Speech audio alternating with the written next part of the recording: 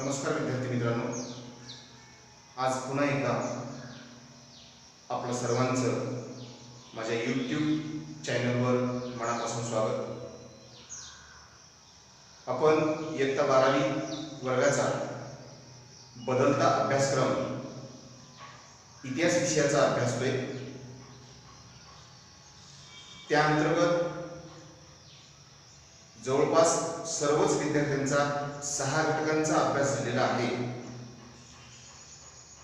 त्यावर पुन्हा एकदा नजर टाकण्यासाठी किंवा त्या 6 चॅप्टरची उजळणी होण्यासाठी स्वतः मी प्राध्यापक यानगिरी जयवंत सोपानराव, श्री शिवाजी ज्युनियर कॉलेज माणिकनगर नांदेड व माझ्याच कॉलेजच्या प्राध्यापिका सौ स्वामी संगीता मॅडम आमच्या दोघांच्या माध्यमातून इतिहास विषयाचा हा बदलता अभ्यासक्रम विद्यार्थ्यांना पूर्णपणे कशा पद्धतीने समजावून सांगता येईल यासाठी ऑनलाईन अध्यापन पद्धतीमध्ये जास्तीचे प्रयत्न आम्ही या ठिकाणी करतो। जर तुम्हाला हे व्हिडिओ आवडत असतील, शिकवलेला भाग समजत असेल तर माझ्या या चॅनलला तुम्ही आवर्जून सबस्क्राइब करून लाईक करा, ही आपणास विनंती आहे। तसेच या अध्यापनामध्ये व तुम्ही केलेल्या अध्ययनामध्ये जर काही अडचणी येत असतील तर तुम्ही स्वतः माझ्यासोबत व प्राध्यापिका सौ संगीता मॅडम, स्वामी संगीता मॅडम यांच्यासोबत वैयक्तिक अकाउंटवर संपर्क साधून तुमच्या अडचणी सोडून घेण्याचा प्रयत्न करायचा आहे। तमाम 12वी वर्गात शिक्षण घेत असलेल्या विद्यार्थ्यांना सुद्धा माझं आव्हान आहे की इतिहासातील बारकावे आपल्याला समजून घ्यायचे असतील तर आवर्जून तुम्ही हा व्हिडिओ पाहून सर्वांनी या चॅनलला सबस्क्राइब करायचे, लाईक करायचे आणि इतिहासातील छोट्यातल्या छोट्या गोष्टी समजून घेण्याचा प्रयत्न या ठिकाणी करायचा आहे। म्हणून पुन्हा एकदा मी आपल्या सर्वांचं माझ्या चॅनलवर मनापासून स्वागत करतोय आणि आजच्या ऑनलाईन अध्यापन पद्धतीमध्ये इतिहासातील जो पहिला घटक आपण या ठिकाणी शिकतोय, मी याच्या पूर्वीच सांगितलेलं आहे की आपण 6 घटक अभ्यासलेले आहेत, ऑनलाईन पद्धतीने अभ्यासलेले आहेत। 6 घटकावर इत्यंभूत स्वरूपाच्या नोट्स, त्यावर विविध प्रकारचे व्हिडिओज आपल्या सर्वांपर्यंत आपल्या हाती पोहोचलेले आहेत आणि ऑनलाईन पद्धतीने तुम्ही सर्वांनी त्याचा अभ्यास सुद्धा केलेला आहे। यावर ऑनलाईन 3 परीक्षा सुद्धा झालेल्या आहेत आणि त्या ऑनलाईन 3 परीक्षेमध्ये विद्यार्थ्यांनी 95% ते 100% या दरम्यान यश प्राप्त केलेलं आहे। म्हणून सर्व विद्यार्थ्यांचं माझ्याकडून मनस्वी अभिनंदन। जे 6 चॅप्टर या ठिकाणी झालेले आहेत, 6 प्रकरण जे झालेले आहेत, त्या 6 प्रकरणावर पुन्हा एकदा फेर नजर टाकण्यासाठी, विद्यार्थ्यांना त्याची उजळणी होण्यासाठी आपण घटक क्रमांक 1 या ठिकाणी घेऊन आलेले आहोत। त्या पहिल्या घटकाचं नाव आहे युरोपातील प्रबोधन आणि विज्ञानाचा विकास। युरोपातील प्रबोधन आणि विज्ञानाचा विकास हा घटक पाहत असताना एकंदरीत 7 उपघटक या अंतर्गत पाहायचे आहेत। त्यामध्ये आपण प्रस्तावना पाहिली, प्रस्तावनेअंतर्गत प्रबोधन पाहिलं, प्रबोधन युग कशाला म्हणतात पाहिलं, आधुनिक युगाचा पाया केव्हापासून घातला गेला हे पाहिलं, नवयुग कशाला म्हणतात हे सुद्धा पाहिलं। तदनंतर युरोपातील धर्मयुद्धे यावर प्रकाश टाकला, धर्मयुद्धांची व्याख्या पाहिली, धर्मयुद्धांनाच क्रुसेड्स म्हणतात हे सुद्धा पाहिलं आणि धर्मयुद्धे निर्माण होण्यासाठी कोणत्या गोष्टी कारणीभूत होत्या यावर सुद्धा आपण प्रकाश टाकलेला आहे। त्यामध्ये 3 शहरांचा उल्लेख पवित्र शहर म्हणून आलेली होती, त्यामध्ये जेरुसलेम असेल, बेथलेहम असेल, ज्यू असेल, हे 3 शहरं 2 धर्माच्या दृष्टीने अतिशय पवित्र समजली जातात हे आपण कालच्या तासिकेमध्ये पाहिलेलं आहे. ती 2 धर्म कोणती? नंबर 1 इस्लाम धर्म आणि नंबर 2 ख्रिश्चन धर्म. या दोन्ही धर्मांच्या अनुयायांच्या माध्यमातून ती 3 शहरं अतिशय पवित्र समजली जात असायची आणि ती 3 शहरं इस्लाम धर्मांच्या सत्ताधीशांच्या ताब्यात होती. इस्लाम धर्मांच्या वर्चस्वाखाली होती आणि तीच 3 शहरं ख्रिश्चन अनुयायांनी आपल्याकडे यावे म्हणून या ठिकाणी धर्मयुद्धांची नांदी पेरली गेलेली होती किंवा धर्मयुद्धासाठी लढे उभा केले गेलेले आपल्याला या ठिकाणी पाहायला मिळालेले. या सर्व गोष्टी आपण काल अभ्यासलेल्या आहेत. मग धर्मयुद्धे एकूण 9 झालेली आहेत. केवळ 1-2 धर्मयुद्ध झालेली नाहीयेत, तर एकूण 9 धर्मयुद्ध झालेली आहेत. त्यावर सुद्धा आपण काल प्रकाश टाकलेला होता. त्यामध्ये पहिलं धर्मयुद्ध इसवी सन 1096 मध्ये झालेलं होतं आणि शेवटचं धर्मयुद्ध अर्थातच 9वं धर्मयुद्ध इसवी सन 1187 मध्ये झालेलं होतं. यावर आपण प्रकाश टाकलेला होता आणि याच धर्मयुद्धांना जे सधन लोक होती, जे गडगंज लोक होती, श्रीमंत लोक होती आणि जे व्यापार करणारी लोक होती, या सर्वच लोकांनी पाठिंबा सुद्धा दिलेला होता. अशा पद्धतीचा अभ्यास आपण कालच्या तासिकेमध्ये केलेला आहे. यानंतर आज आपल्याला ऑनलाईन पद्धतीने युरोपातील धर्मयुद्धे आणि त्याच धर्मयुद्धाची कारणे व परिणाम हे या ठिकाणी आपल्याला जाणून घ्यायचे. युरोपातील धर्मयुद्धाची कारणे हा सर्वप्रथम पहिला मुद्दा झाला आणि त्याच्यानंतर युरोपातील धर्मयुद्धांची परिणाम हा दुसरा मुद्दा झाला. मग हे दोन्ही मुद्दे समजून घेत असताना धर्मयुद्ध घडण्याच्या पाठीमागची कारणे कोणकोणती होती हे आपल्याला माहिती असायला पाहिजे. जर त्याची कारणेच आपल्याला नाही समजली तर त्या धर्मयुद्धांचा उलगडा आपल्याला होणार नाही. म्हणून त्यांची कारणे सर्वप्रथम आपण या ठिकाणी जाणून घेऊया.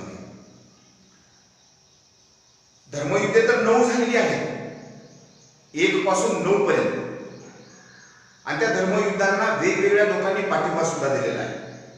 जी सधन लोक होती, सधन कुणाला म्हटलं जातं? ज्यांच्याकडे गडगंज संपत्ती आहे, जे श्रीमंत आहेत,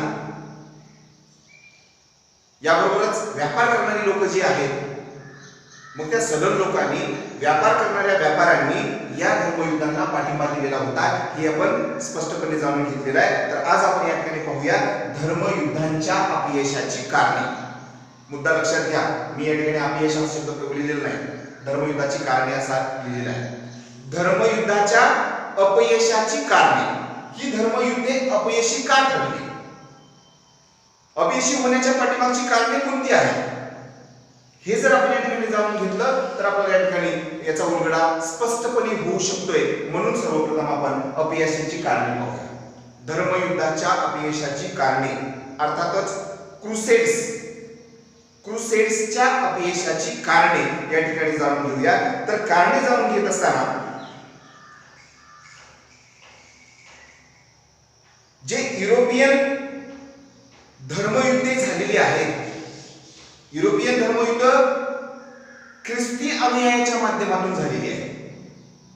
ख्रिस्ती अनुयायी कोणाला म्हटलं जातं? जे ख्रिश्चन धर्माचे पाईक आहेत, जे ख्रिश्चन धर्माला मानणारा जो वर्ग आहे, जी लोक आहेत, त्यांच्या माध्यमातून या ठिकाणी ही धर्मयुद्ध उभी केली गेली होती किंवा वेगवेगळ्या प्रकारचे लढे या ठिकाणी दिले गेलेले होते. लढे देण्याच्या पाठीमागची कारण सुद्धा आपण पाठीमागे पाहिलेली आहेत.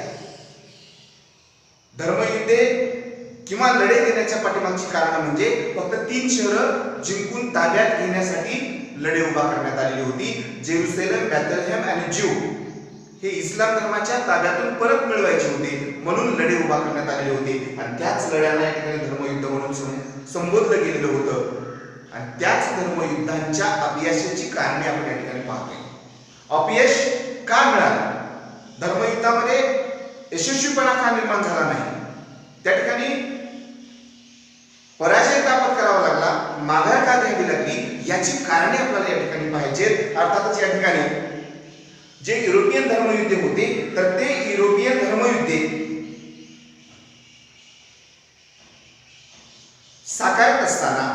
लढे उभा करत असताना त्यामध्ये ख्रिस्ती धर्म योद्ध्यांना मोठ्या प्रमाणात अपयश आलेलं होतं.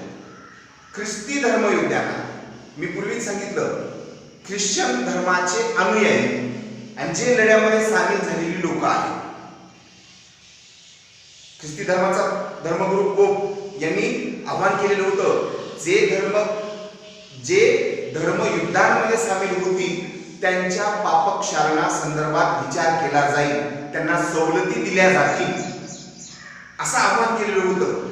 म्हणूनच या ख्रिस्ती धर्मयोद्ध्यांनी, ख्रिस्ती अनुयायांनी, धर्मयुद्धामध्ये सहभागी झालेल्या लोकांना या ठिकाणी मोठ्या प्रमाणात अपयश आलेलं होतं. ते अपयश येण्याच्या पाठीमागची कारणं आपल्याला या ठिकाणी जाणून घ्यायची. एकूण 6 किंवा 7 कारणं पुढे येतात.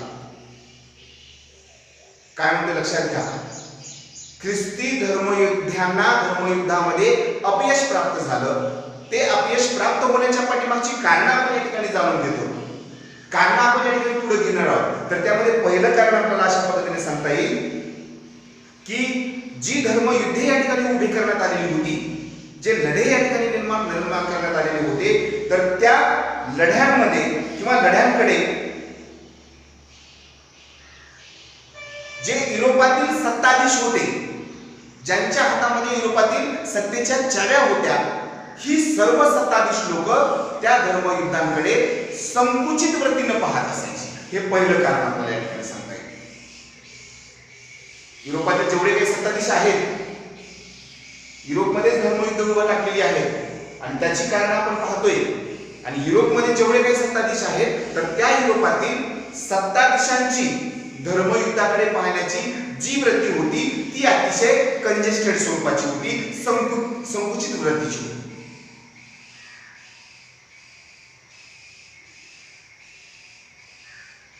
हे पहिलं कारण आपल्याला या ठिकाणी सांगता येईल. यानंतर आपल्याला दुसरं कारण आपल्याला अशा पद्धतीने सांगता येईल की पोप आणि युरोपियन सत्ताधीश, पोपच्या संदर्भात आपण जाणून घेतलेला आहे.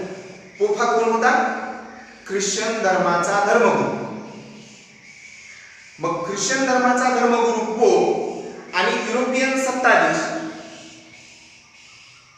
हे दोघेही या धर्मयुद्धाकडे एक वेगळ्या नजरेने पाहत असायचे, कंजेस्टेड वृत्तीने पाहत असायचे, संकुचित वृत्तीने पाहत असायचे. म्हणून या धर्मयुद्धाला अपयश आलेलं होतं. हे पहिलं कारण आपल्याला या ठिकाणी सांगता येतं. याच्यानंतर दुसरं कारण आपल्याला अशा पद्धतीने सांगता येईल की धर्मयुद्धामध्ये किंवा धर्मयुद्धाच्या संदर्भात सुरुवातीच्या काळाला जी काही भावना लोकांच्या मनामध्ये निर्माण झालेली होती की धर्मयुद्ध झाली पाहिजे, किंवा ती बेथलेम असेल किंवा जेरुसलेम असेल किंवा ज्यू असेल, ही शहरं आपल्या ताब्यात आली पाहिजेत, अशा प्रकारची एक भावना निर्माण झालेली होती. आणि त्या भावनेतून धर्मयुद्धांना सुरुवात झालेली होती. त्याच धर्मयुद्धाकडे पाहण्याची लोकांची श्रद्धा कमी झाली आणि त्याच अनुषंगाने या ठिकाणी धर्मयुद्धाला अपयश आले. म्हणजे धर्मयुद्धाकडे पाहण्याचा दृष्टिकोन बदलला, त्याच्यावरची श्रद्धा कमी झाली. आता कुठलंही उदाहरण घ्या. एखाद्या गोष्टीवर जर आपण श्रद्धा ठेवली आणि तीच गोष्ट आपण मनोभावनाने जर केली तर त्यामध्ये आपल्याला यश प्राप्त झालेलं पाहायला मिळतं. आणि जर आपण जी गोष्ट आपल्याला साध्य करायची आहे ती गोष्ट जर आपण श्रद्धेने केली नाही तर आपल्याला यश प्राप्त होऊ शकेल का? होऊ शकणार नाही. म्हणून या ठिकाणी धर्मयुद्धाच्या बाबतीत सुद्धा तेच झालं. कारण का तर धर्मयुद्ध आणि त्या धर्मयुद्धाकडे पाहण्याचा दृष्टिकोन लोकांचा बदलला गेला. अर्थातच लोकांची श्रद्धा कमी झाली आणि श्रद्धा कमी झाल्यामुळेच या ठिकाणी धर्मयुद्धाला अपयश आलं. जर श्रद्धा जशीच्या तशी जर कंटिन्यू राहिली असती, मनोभावनेने लोक जर त्या धर्मयुद्धामध्ये सामील झाले असते आणि आपल्याला त्या ठिकाणी ही युद्ध जिंकायचीच आहे असं जर त्यांना वाटलं असतं तर ही धर्मयुद्ध अपयशी झाली नसती. अपयशी होण्याचं कारण हे एक आपल्याला सांगता येतं. दुसरं कारण कोणतं?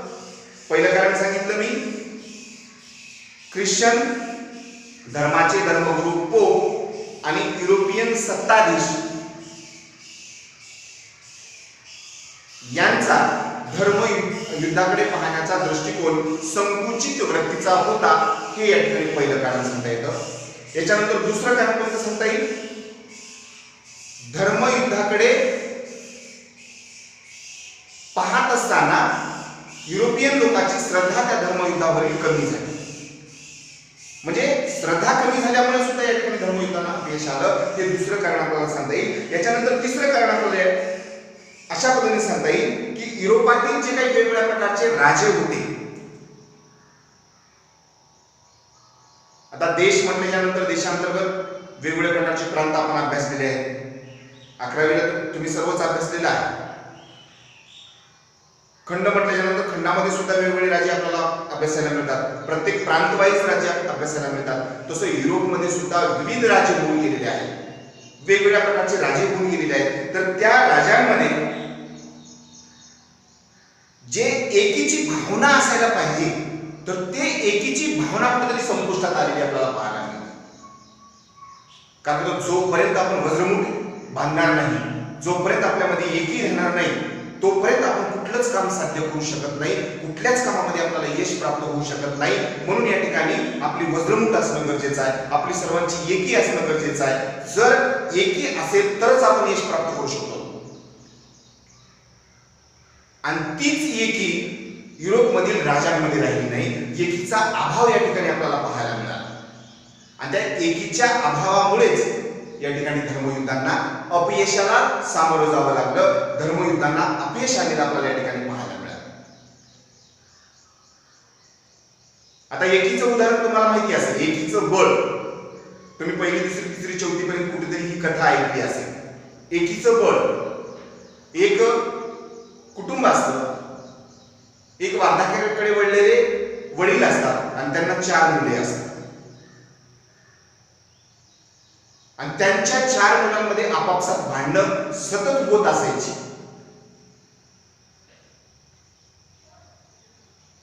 कधी संपत्तीवरून वाद होत असायचा, कधी छोट्या मोठ्यावरून वाद होत असायचा, किंवा कधी श्रेष्ठत्वावरून वाद होत असायचा. अशा छोट्या मोठ्या गोष्टींमधून वाद होत असायचा आणि त्यांच्यामध्ये भांडणे होत असायची. ही गोष्ट त्यांच्या वडिलांच्या लक्षात आली. लक्षात आल्याच्या नंतर त्या वडिलांना एक युक्ती सुचली की या 4 मुलांमध्ये आता एकी निर्माण करायची आहे. आणि ती एकी निर्माण झाल्याशिवाय हे एकत्र राहू शकत नाही. असं जेव्हा त्यांना त्यांच्या वडिलांना वाटलं तेव्हा त्यांनी त्या एकीच्या बळाचं उदाहरण दिले. प्रत्येक मुलाच्या हातामध्ये एक एक काठी दिली आणि प्रत्येकाला तोडायला सांगितलं. प्रत्येक मुलाने एक एक काठी घेतली आणि प्रत्येकाने तोडली. कारण का त्यावेळेस त्यांची एकी नव्हती. त्या काट्यांची एकी नव्हती. शक्तिशाली मुलांच्या समोर एक काठी सहज तोडली गेली. परंतु जेव्हा त्याच प्रकारच्या 4 काट्या एकत्र घेतल्या, एकत्र बांधल्या गेल्या आणि प्रत्येक मुलाला सांगितलं की आता हे 4ही काट्या तुम्ही तोडून दाखवा. मग पहिल्या मुलाने प्रयत्न केला, दुसऱ्या मुलाने प्रयत्न केला, तिसऱ्या मुलाने प्रयत्न केला आणि चौथ्या मुलाने प्रयत्न केला.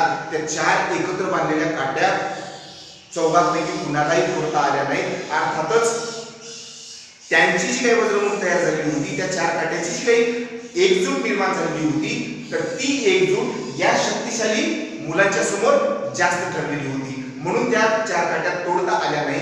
तशाच प्रकारे जर या धर्मयुद्धांकडे पाहत असताना त्या ठिकाणच्या युरोपमधील राजांच्या किंवा राजांमध्ये एकता राहिली असती, एकी राहिली असती, तर या ठिकाणी सुद्धा या धर्मयुद्धांना अपयश प्राप्त झालं नसतं. कारण या राजांमध्ये एकता राहिलेली नव्हती, एकी राहिलेली नव्हती. प्रत्येक जण आपापल्या वेगवेगळ्या दिशेने स्वतःच्या राजवटीची वाटचाल करत होता. म्हणून धर्मयुद्धांना अपयश आलेलं आपल्याला पाहायला मिळतं. हे तिसरं कारण आपल्याला सांगता येईल. युरोपमधील राजांमध्ये एकी नसल्या कारणास्तव धर्मयुद्धांना अपयश आलं. हे तिसरं कारण आपल्याला या ठिकाणी सांगता येईल. यानंतर चौथं कारण आपल्याला असं सांगता येईल, याच एकीच्या अभावामुळे, युरोपमधील एकीच्या अभावामुळे जे ख्रिश्चन धर्माचे धर्मगुरू अर्थातच पोप आणि जर्मन सम्राट,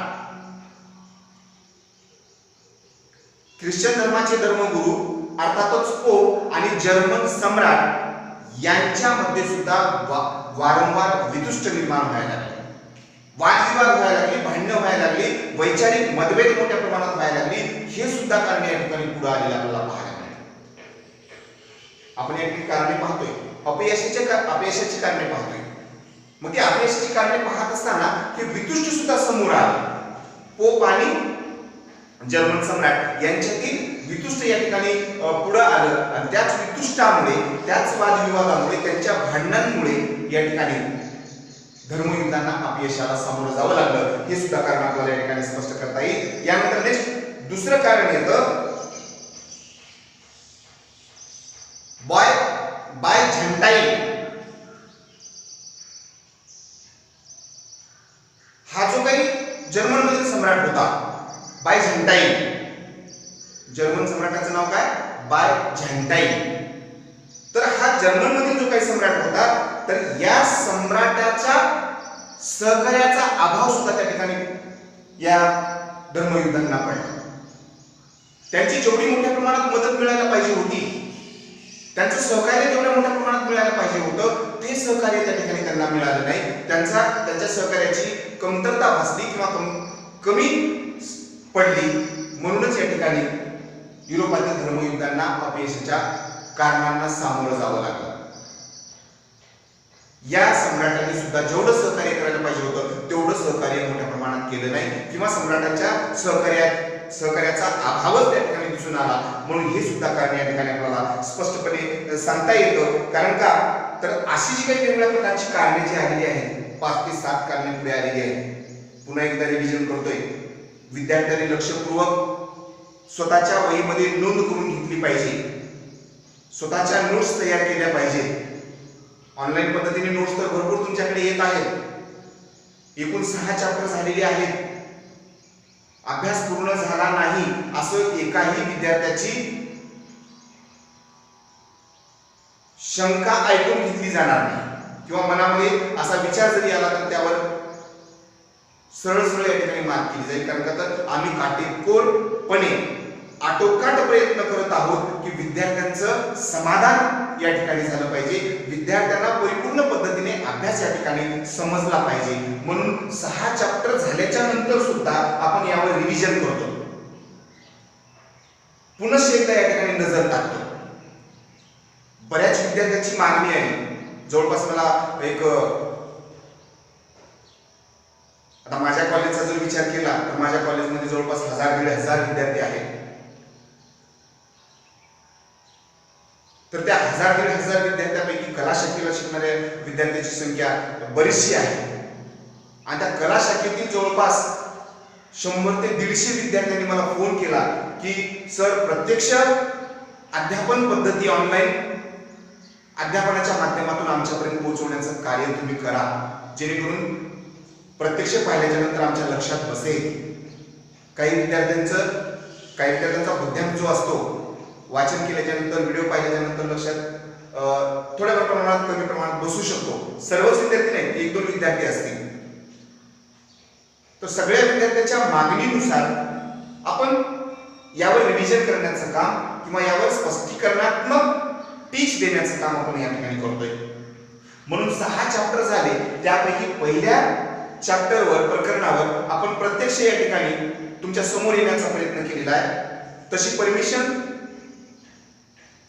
आमच्या कॉलेजच्या प्रशासनाचे जे वरिष्ठ अधिकारी आहेत त्यांची परमिशन घेतलेली आहे आणि त्याच अनुषंगाने या ठिकाणी ऑनलाईन पद्धतीने अध्यापन विद्यार्थ्यांना करण्याचा मानस या ठिकाणी मी करतोय. मग 6 चॅप्टर पैकी पहिला घटक जो आपण अभ्यासतोय त्यामध्ये 6 कारणे पाहिलेली आहेत. ती 6 कारणे कोणती यावर पुन्हा एकदा या ठिकाणी तुमच्या समोर प्रेझेंटेशन मी करतोय. वही आणि पेन सोबत ठेवायची. विद्यार्थ्यांनी अध्ययन करत असताना, एखादा YouTube चॅनल पाहत असताना किंवा नोट्सचं वाचन करत असताना स्वतःची वही आणि पेन सोबत ठेवायची आणि वेगवेगळ्या प्रकारचे जे काही मुद्दे समोर येतील तर त्या मुद्द्याचे रनिंग नोट्स आपण स्वतः तयार करायचे, जेणेकरून प्रत्यक्ष व्हिडिओ पाहिल्याच्या नंतर, प्रत्यक्ष वाचन केल्याच्या नंतर आणि प्रत्यक्ष श्रवण केल्याच्या नंतर विद्यार्थ्यांना हा परिपूर्ण भाग समजल्याशिवाय राहणार नाही, याची 100% खात्री मी विद्यार्थ्यांना देतोय.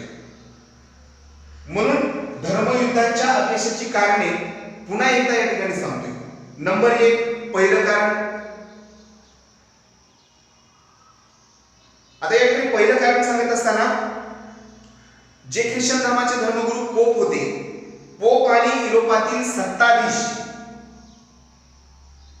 या दोघांनी, पोप आणि युरोपातील सत्ताधीश या दोघांनी युद्धाकडे संकुचित वृत्तीने पाहिले होते, म्हणूनच धर्मयुद्धांना अपयश प्राप्त झालं. हे झालं पहिलं कारण. याच्यानंतर दुसरं कारण या ठिकाणी तुमच्या समोर मांडतोय. युरोपातील लोकांची धर्मयुद्धाकडे पाहण्याचा दृष्टिकोन पूर्णतः बदललेला होता आणि धर्मयुद्धांवरील श्रद्धा त्यांची कमी झालेली होती. श्रद्धेच्या अभावापोटी धर्मयुद्धांमध्ये अपयश आलेलं आपल्याला या ठिकाणी पाहायला मिळतं. हे झालं दुसरं कारण. आता हे दोन कारण पाहिल्याच्या नंतर तिसरं कारण या ठिकाणी आपल्या समोर येतं. युरोपातील जे काही वेगवेगळ्या प्रकारचे राजे होऊन गेलेले आहेत, तर त्या राजांमध्ये एकीचा अभाव मोठ्या प्रमाणात दिसून आलेला आहे. एकता त्यांच्यामध्ये टिकून राहिलेली नाही. प्रत्येकाची विचारसरणी वेगवेगळ्या प्रकारची झाली. एकीचा अभाव दिसून आला, म्हणून त्या एकीच्या अभावामुळेच या धर्मयुद्धांच्या अपयशाला धर्मयुद्धाचा अपयश या ठिकाणी दिसून आलेला आपल्याला पाहायला मिळतं. हे कारण आपल्याला स्पष्टपणे सांगता येईल. यानंतर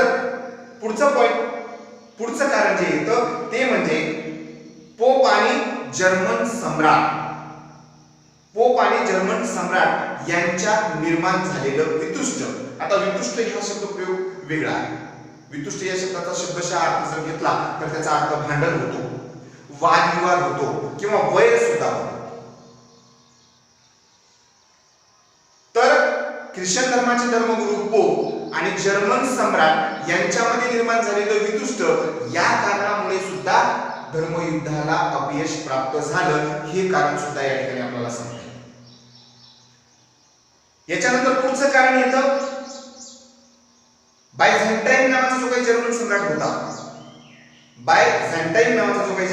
होता, तर त्या जर्मन सम्राटांच्या सहकार्याचा अभाव त्या ठिकाणी दिसून आला. जेवढं मोठ्या प्रमाणामध्ये सहकार्य या धर्मयुद्धाला त्यांनी करायला पाहिजे ते सहकार्य त्यांनी केलेलं नाही. त्यांच्या सहकार्याचा अभाव पुढे दिसून आला आणि त्याच अभावामुळे धर्मयुद्धाला अपयश प्राप्त झालं. हे सुद्धा आपल्याला या ठिकाणी सांगता येईल. म्हणजे असे 6 ते 7 कारणे या धर्मयुद्धाच्या अपयशाला कारणीभूत ठरलेली आपल्याला पाहायला मिळतात. हे सर्व विद्यार्थ्यांच्या लक्षात असायला पाहिजे. फर्स्ट टू लास्ट टोटल विद्यार्थ्यांच्या लक्षात ही 6 कारणे असायला पाहिजेत. कारण तर 12वी बोर्ड एक्झाम मध्ये, परीक्षेमध्ये यावर प्रश्न 100% विचारला जाऊ शकतो. प्रश्नपत्रिकेचं स्वरूप तुम्हाला नंतर कळेल. किती मार्कासाठी प्रश्न विचारला जातो हे सुद्धा तुम्हाला कळेल. यामध्ये कोणाच्याही मनात शंका यायची गरज नाही. सर्व गोष्टी क्लिअर केल्या जातील, तुमच्या कन्सेप्ट क्लिअर केल्या जातील. फक्त तुम्ही ऑनलाईन पद्धतीने अभ्यास करायचा आहे. जोपर्यंत महामारीचा प्रसंग आहे, परिस्थिती आहे, तोपर्यंत. जेव्हा आपले शाळा महाविद्यालय उघडतील, चालू होतील, त्यावेळेस यावर आणखी जास्त खोलवरची माहिती तुमच्यापर्यंत पोहोचवली जाईल. यात तीळ मात्र शंका विद्यार्थ्यांनी मनामध्ये ठेवायची नाही. हे स्पष्टपणे मी या ठिकाणी आपल्याला सांगतो. कारण तर या अध्ययन आणि अध्यापन प्रक्रियेमध्ये विद्यार्थी हा केंद्रबिंदू असतो आणि विद्यार्थ्यांसाठीच हे सर्व काही.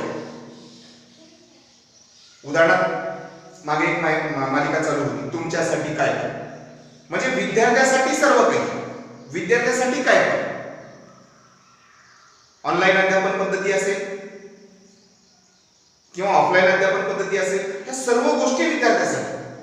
कारण तर आमच्यासाठी विद्यार्थी हे दैवत आहे.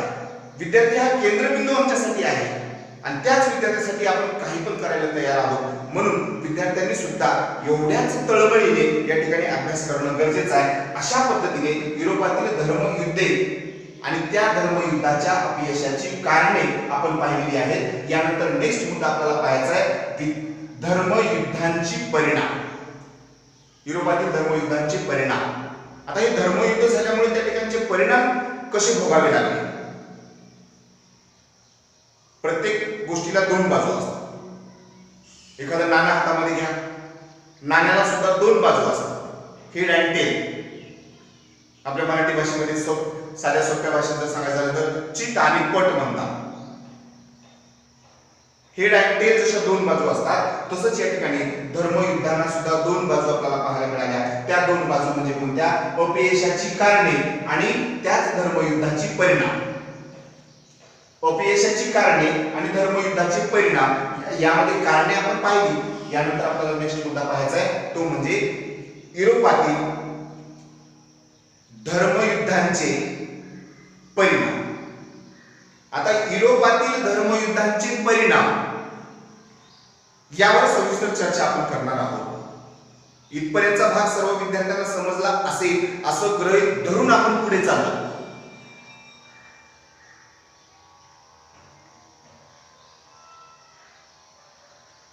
आता युरोपातील धर्मयुद्धांचे परिणाम पाहत असताना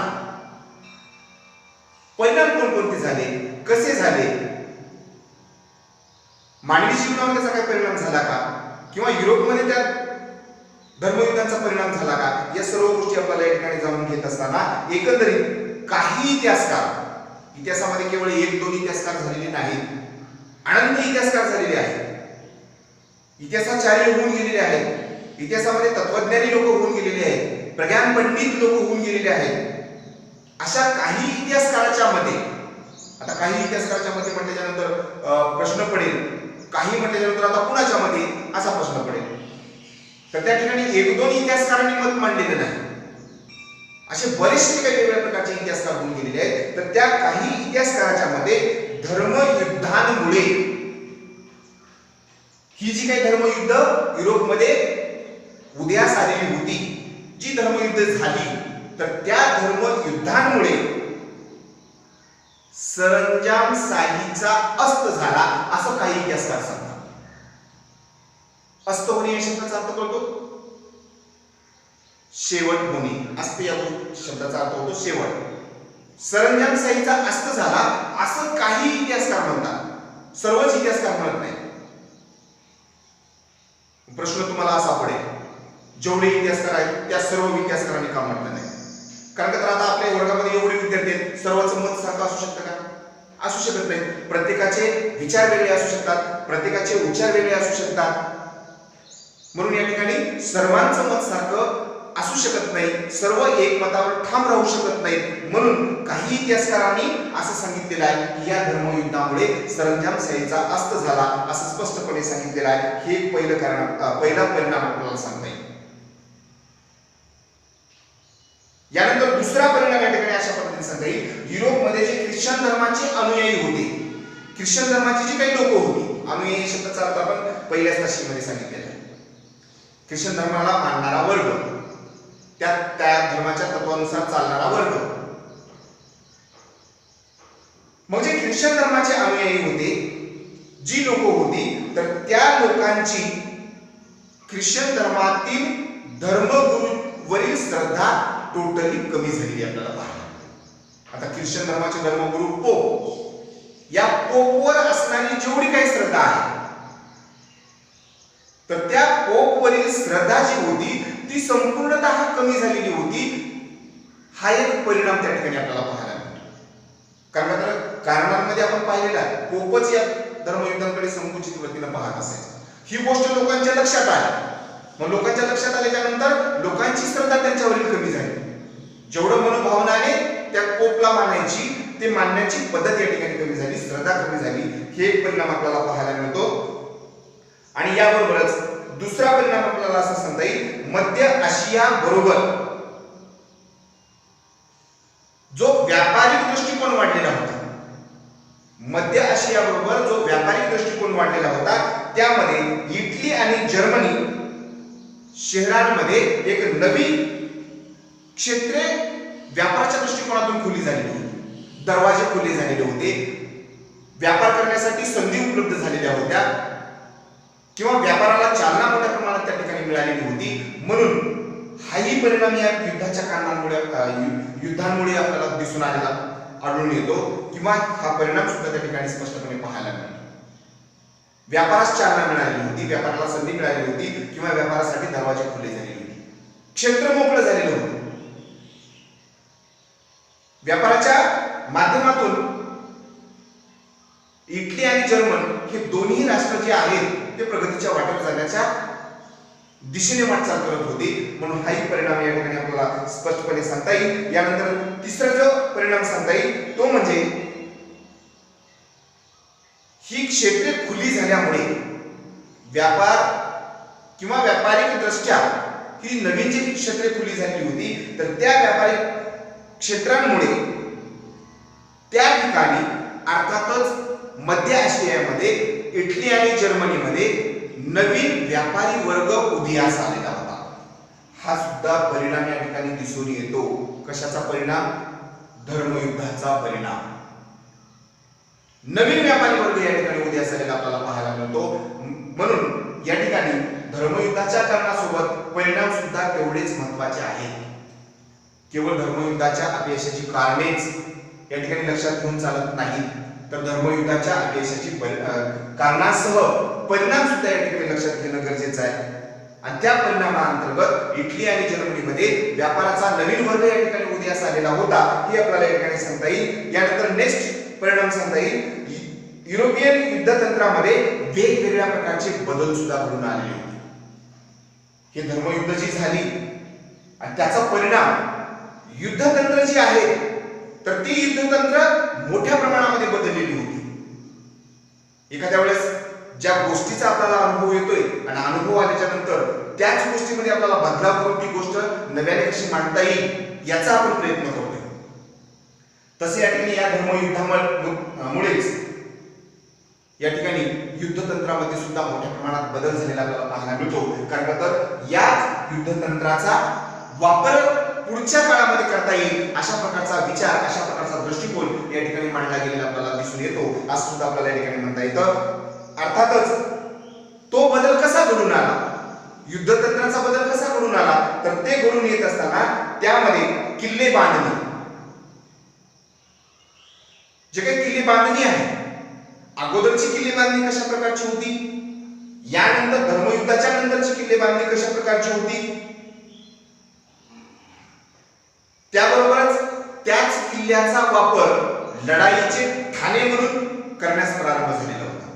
लढाईचे ठाणे म्हणजे स्थळ, लढाई करण्याचं प्रमुख स्थळ म्हणून त्याचा वापर सुद्धा या ठिकाणी करण्यास प्रारंभ झालेला होता. हा एक परिणाम आपल्याला या ठिकाणी पाहायला मिळतो. कारण त्याच किल्ल्याचा उपयोग लढाईचं स्थळ म्हणून या ठिकाणी केलं जाऊ लागलं हे सुद्धा आपल्याला या ठिकाणी स्पष्ट करता येतं. यानंतर नेक्स्ट सांगितलेलं आहे की लष्कराच्या वाहतुकीसाठी लष्कर म्हटल्याच्या नंतर हा परिणामाचा दुसरा एक प्रकार किंवा परिणामापैकी चौथ्या नंबरचा हा मुद्दा, लष्कराच्या वाहतुकीसाठी. आता लष्कर कुणाला म्हणतात, कुणाला सांगता येईल सांगा बरं? सगळ्याला सांगता येईल. कारण का तर ब्रॉड माइंडेड विद्यार्थी आहेत आपले. लष्कर हे सैन्याला म्हणतात. मग त्या सैन्याच्या वाहतुकीसाठी, सैन्याची ने आण जर करायची असेल, त्यांची वाहतूक जर करायची असेल तर त्या लष्कराच्या वाहतुकीसाठी पूल बांधणीचे काम सुद्धा या धर्मयुद्धाच्या नंतर झाले. एखादा मोठा नदीचा प्रवाह आपल्याला ओलांडायचा आहे, या ठिकाणाहून दुसऱ्या ठिकाणी आपल्याला जायचं आहे, तर पाण्याच्या प्रवाहातून आपण जाऊ शकतो का? जाऊ शकत नाही. तर त्यासाठी त्या मोठमोठ्या नद्यांवर या ठिकाणी पूल बांधणी गरजेची असते. आणि पूल बांधणी केल्याच्या नंतर आपल्याला कोणत्याही प्रकारची वाहतूक करता येते. अर्थातच लष्करांची वाहतूक सुद्धा त्या ठिकाणाहून करता येते. म्हणूनच लष्करांच्या वाहतुकीसाठी पूल बांधणी सुद्धा मोठ्या प्रमाणात करण्यात आलेली होती. कारण का तर शत्रूचे मार्ग उद्ध्वस्त करणे हा त्यांचा हेतू होता. जे शत्रू आपल्यावर तुटून पडतात, ज्यांच्याकडनं आपल्या प्रांताला व आपल्याला धोका आहे, अशा लोकांचा मार्ग जर उद्ध्वस्त केला, त्यांना येण्यास मज्जाव जर घातला, त्यांना तिथंच थांबवलं, तर त्यांच्याकडनं आपल्याला धोका होऊ शकतो का? होऊ शकत नाही. म्हणून शत्रूंचे जेवढे काही मार्ग आहेत ते मार्ग उद्ध्वस्त करण्यासाठी या ठिकाणी पुलांची बांधणी करण्याचं काम या धर्मयुद्धांच्या नंतर केली आपल्याला पाहायला मिळते. म्हणून हा एक परिणाम आपल्याला या ठिकाणी थोडक्यात सांगता येईल. अर्थातच असे जे काही वेगवेगळ्या प्रकारचे विविध गोष्टी समोर आलेल्या आहेत, युरोपमध्ये अशा विविध गोष्टी ज्या काही समोर आलेल्या आहेत, तर या गोष्टीमध्ये युरोपियन राष्ट्रांनी स्वतःला सिद्ध करून दाखवण्याचं काम केलेलं आहे. युरोपियन राष्ट्र स्वयंसिद्ध झाल्याचं आपल्याला या ठिकाणी दिसून येतं. अर्थातच प्रावीण्य प्राप्त करण्याचं काम या युरोपियनने केलेलं आहे. प्रत्येक गोष्टीमध्ये प्रावीण्य प्राप्त करण्याचं काम. कधी? धर्मयुद्धाच्या नंतर. त्याचे परिणाम आपण या ठिकाणी जाणून घेतो.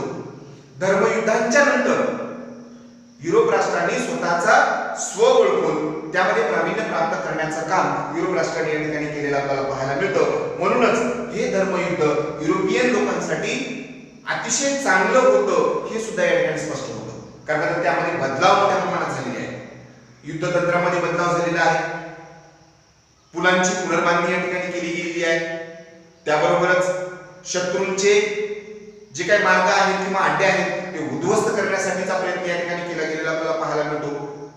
ह्या सर्व किंवा किल्ले बांधणी असेल, किल्ल्याच्या ठिकाणाला युद्धाचं स्थळ म्हणून वापरणे असेल, अशा कितीतरी गोष्टी आहेत. त्या सर्व गोष्टींमुळेच या ठिकाणी युरोपियननी त्या गोष्टींमध्ये प्रावीण्य प्राप्त केलेलं आपल्याला पाहायला मिळतं. असे आपल्याला या ठिकाणी थोडक्यात सांगता येईल. अर्थातच जो लढाईचा खर्च जो आहे, ज्यावेळेस आपल्याला युद्धांना सामोरं जायचंय, या ठिकाणी लढा उभा करायचा आहे आणि त्या लढ्यासाठी लागणारा जेवढा काही खर्च आहे, तर तो सर्व खर्च भागवण्याचं काम, लढ्याचा खर्च भागवण्यासाठी युरोपियन राजांनी नवीन कर सुद्धा लागू केलेला होता. धर्मयुद्धाच्या नंतर यदा कदाचित जेव्हा आपल्याला लढा उभा करायचा असेल, यदा कदाचित धर्मयुद्धांना सामोरं आपल्याला जायचं असेल आणि त्या धर्मयुद्धांना जो काही लढा आपल्याला उभा करायचा असेल आणि त्या लढ्यांना, त्या युद्धांना जेवढा काही खर्च या ठिकाणी लागेल, तर तो खर्च भागवण्यासाठी युरोपमधील राज्यांनी नवीन कर लागू केलेला होता. त्या कराच्या रकमेमधून लढ्याचा खर्च भागवला पाहिजे, युद्धांचा खर्च भागवला पाहिजे, अशी विचारसरणी त्या युरोपियन राष्ट्राच्या राजांच्या मनामध्ये निर्माण झाली. म्हणून त्यांनी कर सुद्धा लागू केलेला होता आणि तो कर, जेवढा काही युरोपियन राष्ट्रामध्ये कर जमा होत असायचा, तो कर थेट राजांच्या तिजोरीमध्ये जमा होत असायचा, खजिन्यामध्ये जमा होत असायचा. तिजोरीलाच खजिनाही म्हटलं जातं. राज्याच्या तिजोरीमध्ये जमा होत असायचा. अशा प्रकारचे परिणाम या धर्मयुद्धांच्या नंतर दिसून आलेले आहेत, निर्माण झालेले आहेत किंवा सर्वांच्या समोर आलेले आहेत. हे सुद्धा आपल्याला या ठिकाणी थोडक्यात म्हणता येईल. कारण का तर युरोपियन लोकांना ज्या ज्या गोष्टीची माहिती नव्हती, ज्या गोष्टी त्यांच्यापर्यंत पोहोचलेल्या नव्हत्या, ज्या गोष्टींची ओळखच नव्हती, त्या सर्व गोष्टींची ओळख सुद्धा या ठिकाणी झालेली आपल्याला पाहायला मिळते. त्यामध्ये वनस्पती असेल, फळे असतील किंवा अत्तरे असतील, पोशाख असेल, पोशाखातील विविधता असेल. सर्वांचा पोशाख सारखा असू शकतो का? आता आपल्या भारताचा जर विचार केला तर आपला भारत देश हा विविधतेने नटलेला आहे आणि संपूर्ण भारतामध्ये विविध रंगीत पोशाख आपल्याला पाहायला मिळतात, विविध भाषा आपल्याला ऐकायला मिळतात, विविध विचारसरणीची लोक या ठिकाणी राहत असलेले आपल्याला पाहायला मिळतात. सर्व काही वेगळं असून विविधतेत एकता असलेला आपला अखंड भारत या ठिकाणी पाहायला मिळतो.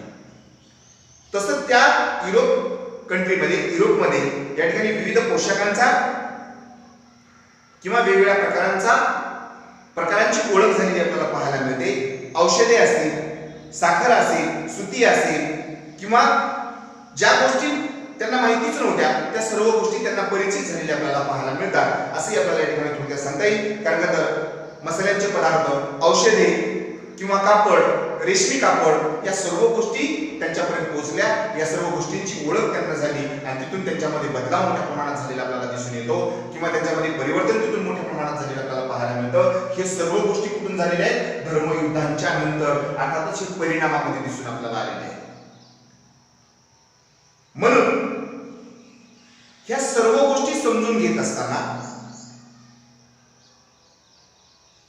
किंवा युरोपियन राष्ट्रातील लोकांचा जो काही संपर्क जो होता तो संपर्क ह्या सर्वच गोष्टींमुळे इतरांसोबत येऊ लागलेला आपल्याला पाहायला मिळतो. अर्थातच रसायन असेल, संगीत असेल, व्यापार असेल किंवा वेगवेगळ्या प्रकारचे क्षेत्र असतील, तर त्या प्रत्येक क्षेत्रामध्ये युरोपियनचा संपर्क वाढलेला आपल्याला पाहायला मिळतो आणि तिथून त्यांच्यामध्ये खूप मोठा बदलाव झालेला आपल्याला पाहायला मिळतो. अर्थातच युरोपियन लोकांनी हे सर्व आत्मसात केलेलं होतं. बदल हा निसर्गाचा नियम आहे, परिवर्तन हा निसर्गाचा नियम आहे.